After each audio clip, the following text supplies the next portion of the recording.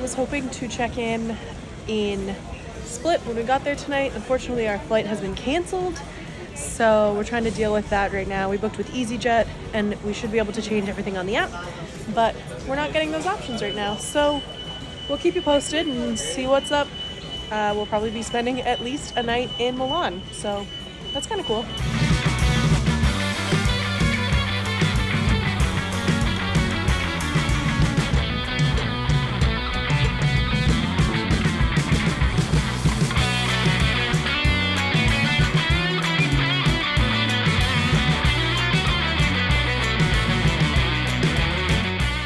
Okay, so we are in our hotel here in Milan. We got rebooked on a flight for tomorrow. We couldn't get a hotel through the airline, so they basically said, like, book one, 3 stars or less, and we will pay you back and whatnot. Also, I think we're allowed one or two, I think, meals, but I don't know which meals are allowed. So we'll get everything, we'll get all the receipts for it, and then we'll reimburse them, hopefully, and if they don't, then whatever. We are staying at the Moxie, which we love. They are a Marriott brand, and we even got like a free welcome drink, which is really cool. So there's actually a big football game on tonight. It is actually, it's funny because it's Italy versus Croatia, so where we are and where we should have been. So we'll watch that, but it's also the Stanley Cup Finals, Game 7 at 2 a.m. our time, so we'll see if we can stay up to watch it. Andrew is a Marriott Gold member, right? Silver? I don't know. He's a Marriott person. Something. He's got status. So we were able... He's got status. So we were able to get a late checkout. So we'll be checking out at 2 tomorrow. But our flight doesn't leave until 9 p.m. Tonight we were supposed to be staying in a hotel in Split and then moving to an Airbnb tomorrow afternoon. We're relaxing now. We're going to take it easy. We're going to shower and chill and eventually get our welcome drink. Bar is open 24/7. Yeah, I was like, okay. Yeah, and we'll get some food at some point, but that's the little update. I would consider us lucky because month 4, country number 6, and this is the first time we've had a flight cancellation. So we've been pretty lucky, we've been pretty fortunate, and we are both really good at dealing with it I was just going to say that, like, EasyJet is, like, quote unquote kind of like a budget airline. You know, with a budget airline comes like limited service, I should say. But I will say the way that this one got handled, at least, wasn't the worst. Mm-hmm. The weird thing for us was, like, in the big screens in the lounge, it said canceled on our flight, but on the app and on the website and everything was just like delayed. For some reason, there was a delay, ironically, in them updating it to canceled. But when it did, the steps to rebook were like super simple and everything carried over. The only downside was they didn't book us a hotel, but to be honest, because we have status here, it's going to make this stay a lot nicer. Hopefully they'll cover it. I checked prices on other places to compare and it lines up. So anyway, very long way of saying EasyJet made it easy. Oh my God, am I in a commercial?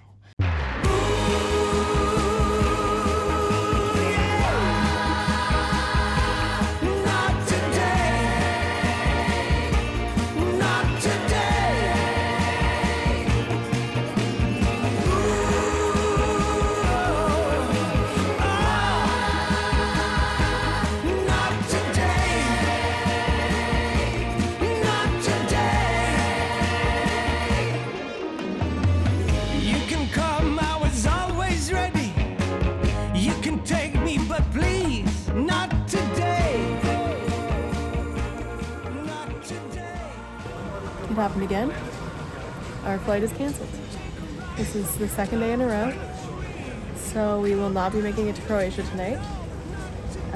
They do have another flight tomorrow. Do you want to try to get on it? Or do you want to try and find a different airline? At this point, I'm not quite sure. So we're just waiting for the official canceled email. It says canceled on all the screens. It doesn't say canceled on the app yet, and I haven't gotten an email about it yet. So we'll see what happens. Maybe miraculously it won't be canceled, but I kind of highly doubt that. So stay tuned as our time in Italy continues. So another update following Kayla's last one. We got a flight for 6 a.m. in the morning but we have to go through Amsterdam, and it's a 4-hour layover. So instead of a 2-hour flight to Croatia, we take a 2-hour flight to Amsterdam, 4-hour layover, and a 2-hour flight afterward. Flight's at 6:10 in the morning. We have to be here at 3:10 in the morning. Jesus. And then we fly off, and we arrive by about 3 in the afternoon, if all goes well. I'm hoping that because it's a 6:10 flight, that means that the plane will be here overnight, so we don't have to wait for the plane. It's the end again. The end again. It's the end again.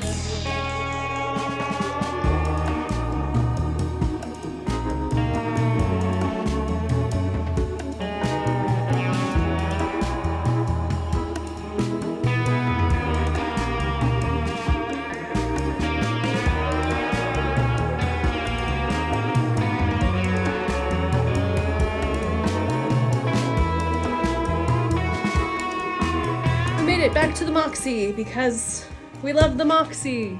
The guy asked if we had been here before. We said yes, we were here yesterday, and they gave us another free welcome drink. They even gave us some water, which was really nice of them. And you may have seen right before we left the airport, Andrew's suitcase came on the baggage carousel and it was damaged. For some reason, the handle was out. No idea why. So he's gonna do some surgery on it. He's gonna try and fix it, but we are gonna put in a claim with EasyJet to try to get some compensation from that, because this is what happened to my bag before we left on the trip, and I had to buy a whole new suitcase because I could not use the retractable handle anymore. We're trying to smile through the pain. We're still counting ourselves lucky. Second cancellation in 5 months, so you win some, you lose some, I guess.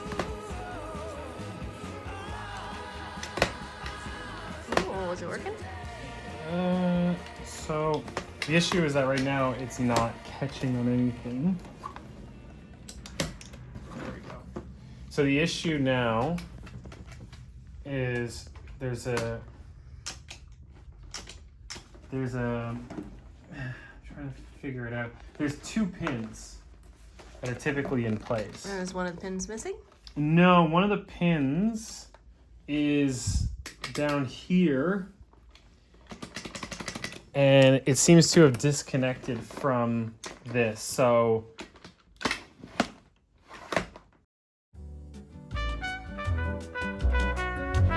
yeah, so that's been our night. We had dinner downstairs. The people here have been fabulous. We got free water, we got a free drink with our stay, so we grabbed some beers, and we just showered. We are now unpacking, repacking, trying to fix stuff. I have fully removed my retractable handle because if somebody were to pull it and it would lock, I would not be able to put it back down unless I unzip the bag, which is not a good idea. So I just pulled it out altogether. So we're gonna try to get to split with a broken suitcase. It still works, just there's no handle, or at least there's no retractable handle. And yeah, probably during the 2.5, 3 days we're in split, I'm gonna find a new piece of luggage. So that's our day. So now I gotta get work done, but we have to wake up in 4 hours. Jesus Christ, we have to wake up in 4 hours.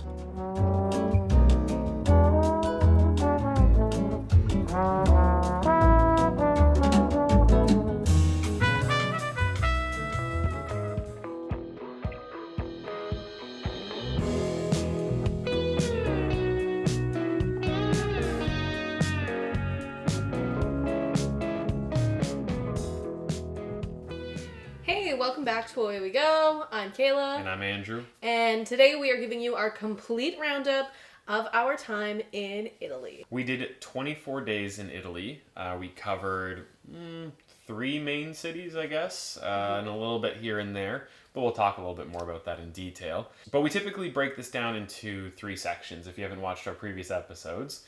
First, we talk finance. Second, we talk where we've been. And then third, we talk about some of our favorites. So to kick things off, Andrew is our finance guy. So take it away, Andrew. Thanks. So Italy was a bit of a tough one. And these numbers don't properly reflect things because we had Kayla's family, more specifically parents, visit us, which was great. But it just meant that the money spent sometimes were higher in some categories where we covered the costs, higher or less so in some categories where they covered the cost. So it's a little bit wonky, but we'll try to explain as we go through.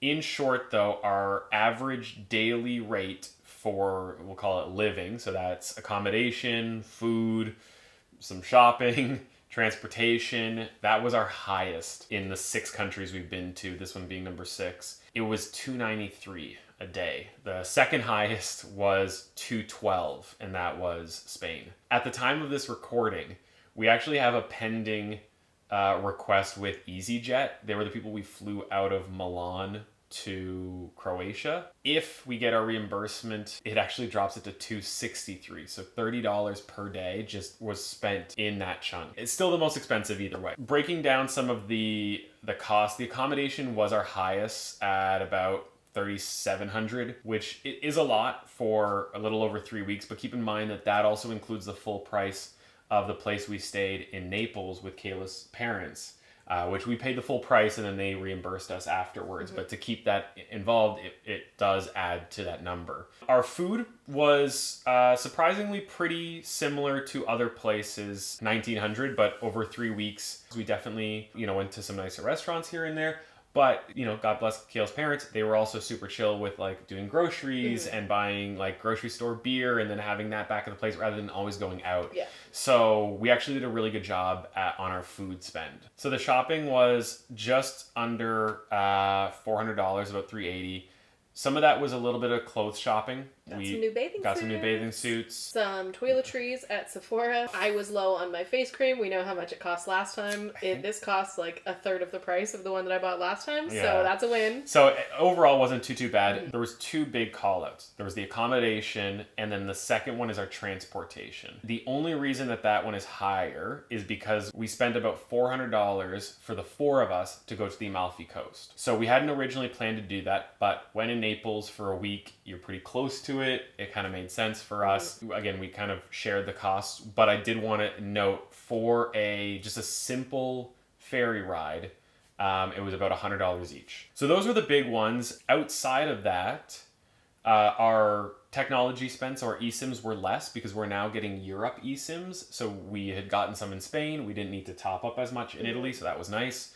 Our flights were way less. We took a train from Naples to Rome, and that wasn't super expensive, so that was nice. We took a night train to Torino. From Rome. And then we took another train from Torino to Milan to get to the airport. Yeah. The only cost for flights was getting to Naples. So that's why our transportation cost is higher, but our flights is way down, is because we didn't fly while we were in Italy. Yeah. The big one that I want to talk about is obviously our activities.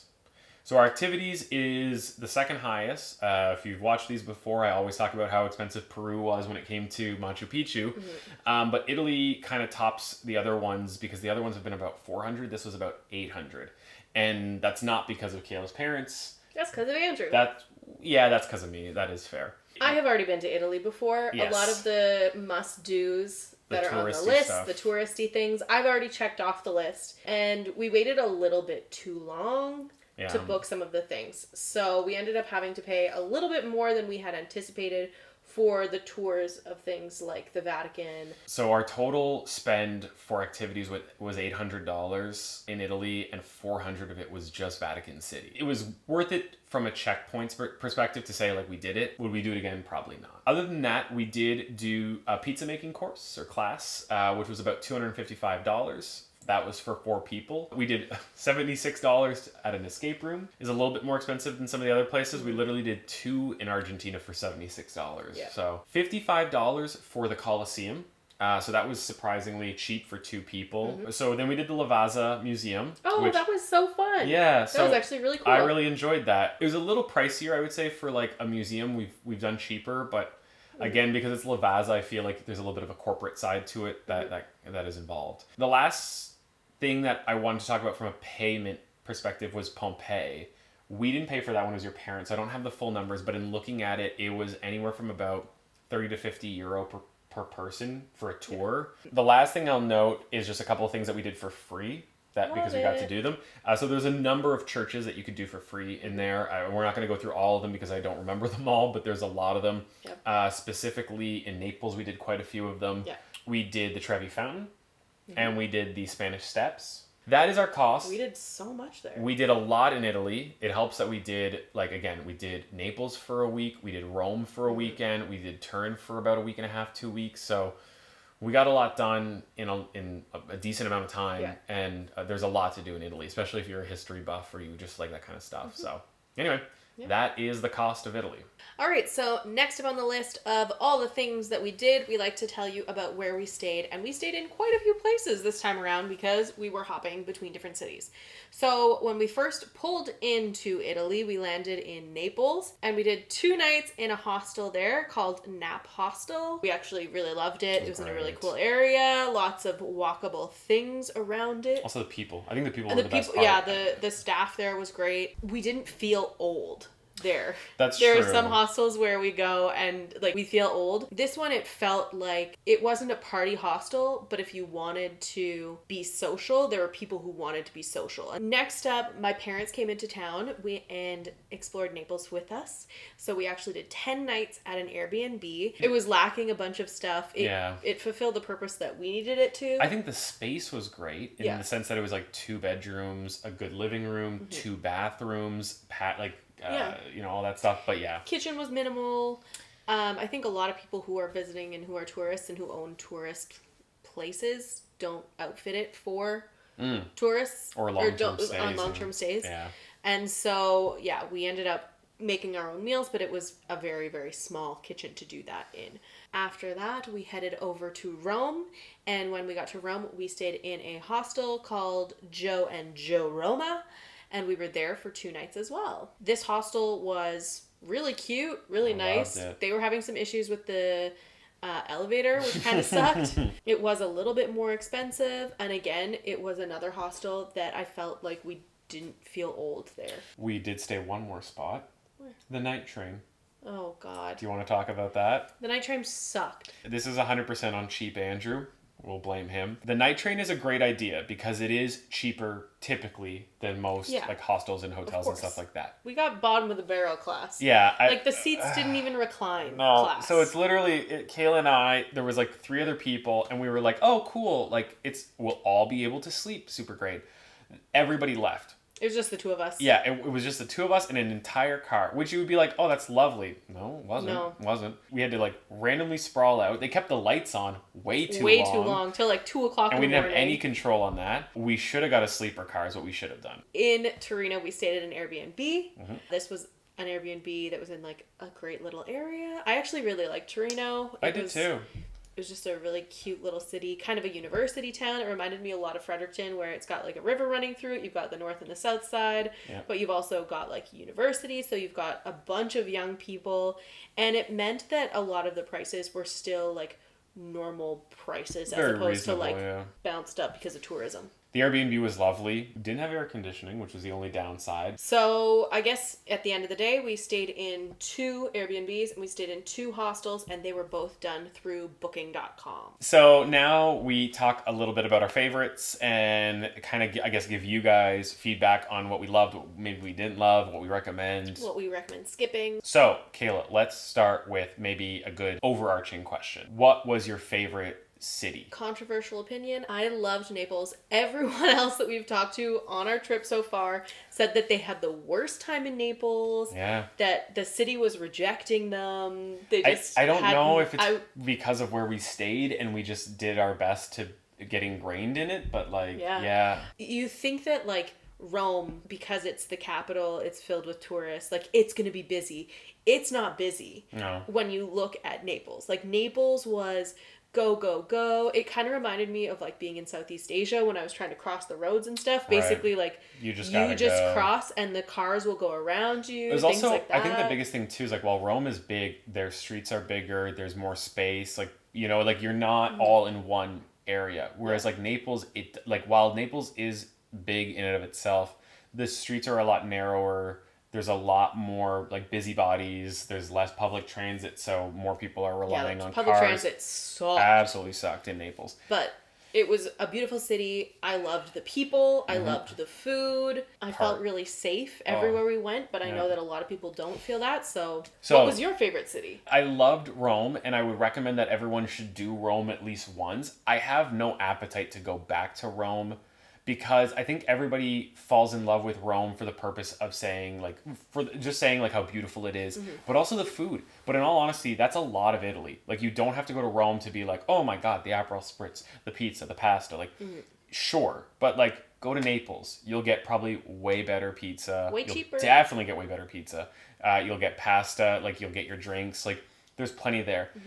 I liked Torino. I don't think I would need to go back to Torino. We kind of milked it with like 7 days or whatever it was. Yeah. So out of them, I would go back to Naples, and I think I'd go back to Naples also because it's closer to some of like the other Amalfi Coast equivalencies. Again, if you've never been to Italy, sure, do Rome, get that list, check it off, then do yourself the favor and go elsewhere. Okay, Andrew. Okay, what Kayla. was your favorite food? Was obviously the gelato. I have to say I am a big pizza person, and so like the pizza in Naples was my absolute favorite. I got a margarita pizza this big for €5. I loved the Grisha pasta in Rome specifically. Oh my god, there's Rome so much has- good pizza or pasta on pizza. Yeah, But Rome's pasta, one of their big things is Grisha, and I really liked that. Genovese Genovese was good. in Napoli was Naples. amazing. What was the other one that you had? That would be We had a lot of cacio e pepe. We had a lot. Oh, Cacio e pepe I don't get. I don't get the cacio e pepe. Amaranthine. Something red. It was like a spicier. Yeah, red, I don't tomato like sauce. tomatoes. I like them in Italy. Go to Italy, eat their food. Yeah. That's all you need to do. Maybe go look at the Colosseum from outside, then eat their food Okay. more. Kayla, do you have a bar, pub, or restaurant that you like Oh gosh. think about, that you recommend, that you would go back to? We we did did do a do- couple of the best bars in the world, the 50 best bars in the world. There was one in Naples that we went to. It was called yeah. Antiquario. And it's like an old antique store. That was really cool. I liked Drink Kong. Drink That one Kong had was some really things. cool. They also had It's very Asian inspired, They- especially in like their foods. they and a lot also of their did flavors. a good is it aperitivo? Did I actually get that right? The food, like when Yeah. they bring food. Yeah. Drink Kong was really good. What was your favorite pub? Really liked, but also hated that craft beer place that we went on that one road that was like Sweat Central. I can't remember what it was called. I don't We'll find remember the it name either, for but it was a beer place. It wasn't anything special, but it was like the only place that did craft beer in that They area. were really good sour. Yeah. And so that I really liked that bar. I really liked Drink Kong. That was the one I was actually thinking about when we started talking about. The restaurant that I was going to mention, there's two of them. So there was one that we went to on our last night with Kayla's parents, where the lady was super nice. It was a place that Kayla was like, oh, we really need to go here. There was cash only. We got there like an hour before they closed, and we just got in, and they had to start turning people away. She was so lovely. She would like say like, oh, this is whatever. There was that, and then there was the other place that one of the first places we went to that had Genovese that I got. It was like a hole in the wall. We'd actually went to go to a seafood place or somewhere else. We went wasn't to it? go to a pasta place. Or was it a pasta but place? they were under construction. Yes. It was the and- one that got recommended to us, and so we just had to pick one out. So of we the hat. found another place and went there. Man, I'm salivating thinking Yeah. of food in No, Italy right it was now. so good. Again, we could talk all day about what to do. I think people just need to go to Italy. But what score are you giving it out of 10? I think I'm going to go with a 7.5 on this one. I really liked it. There were some parts that I would definitely go to again. There are some that I'm like, okay, it's a little lower on the go back list. But overall, I really liked it. It takes a certain type of person to be able to travel through Italy, I think. The Italian lifestyle is very different than the Canadian lifestyle. The food's amazing. The people are really nice. The drinks are good. The gelato. You know, there's a lot of great things about it. Yeah. What about you? I'm going to give it an 8.5. Wow. Actually, yeah. I've been on the fence about it because I feel like with Italy, there was almost like the sense of like being Italian. And I think that's the only way I can describe it. Like, I want to change my number. I'm an 8 now. okay. There's a lot we can We talk could talk about. for days. We Yes. could. If you have any questions at all, please feel free to drop those And in if the you comments. think we are right or wrong, let us know. Again, this is 2 Canadians who spent maybe 3 weeks plus in Italy. We're not 100% correct. We have our opinions. We'd love to know your thoughts. Did we miss anything? Do you recommend other places in Italy? Yeah. What 'Cause should we do? We'll go back. We 100% will go back. Stick around. Our next episode will be us starting in Croatia. Croatia. country number 7 on our trip around the world. Yeah, thanks again. Thank like, you. subscribe, all those fun Tell things. your friends. And we'll see you next week. Bye.